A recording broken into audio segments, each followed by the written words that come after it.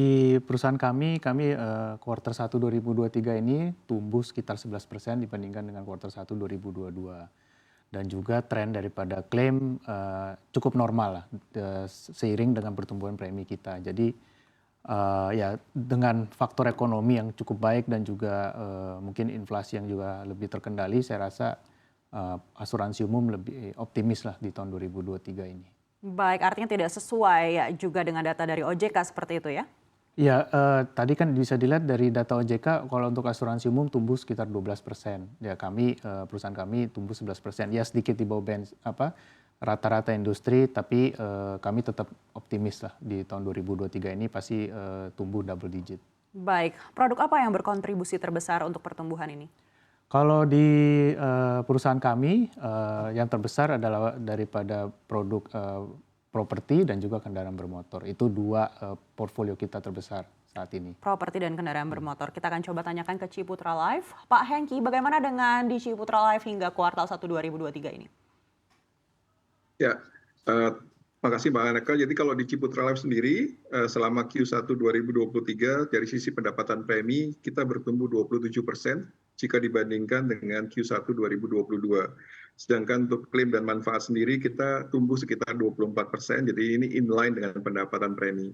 Untuk net profit after tax sebelum pendapatan komprehensif, itu kita bahkan tumbuh sampai 201% dibandingkan dengan Q1 2022.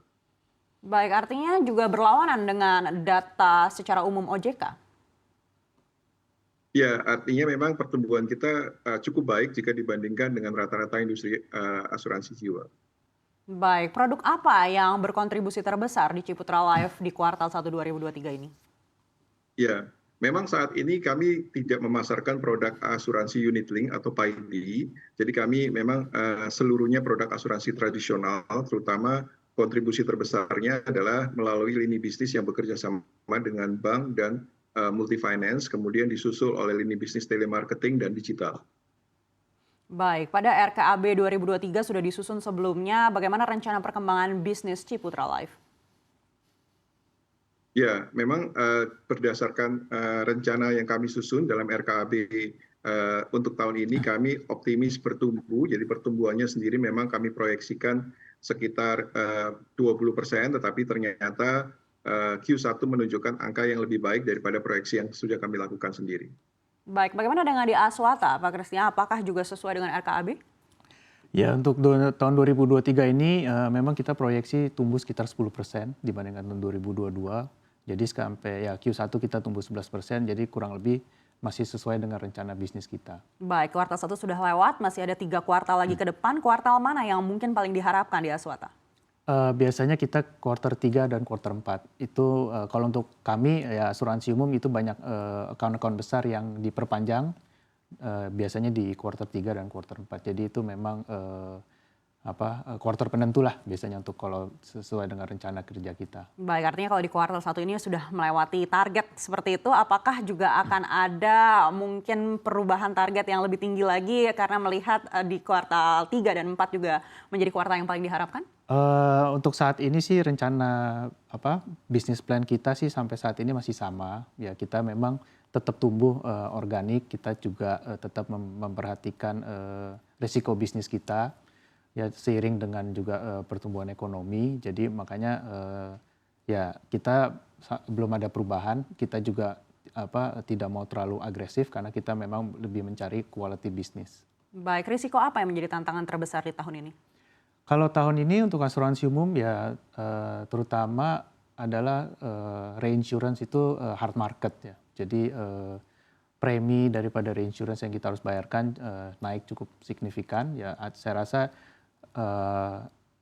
reinsurance di dalam negeri pun juga naik, luar negeri pun juga naik bersamaan. Jadi memang ini saat yang cukup challenging lah untuk asuransi umum dengan keadaan reinsurance di mana bisnis-bisnis kita masih sangat memerlukan backup atau kapasitas daripada reasuransi.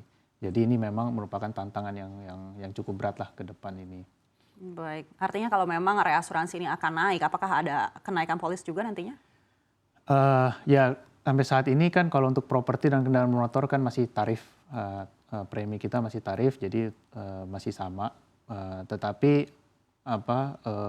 yang pasti kapasitas bisnis juga semakin menurun, mungkin harga-harga juga di luaran yang resiko-resiko khusus juga kemungkinan juga bisa naik, atau juga margin daripada perusahaan asuransi juga mungkin semakin kecil karena mau tidak mau kita harus bersaing lah dengan ketat.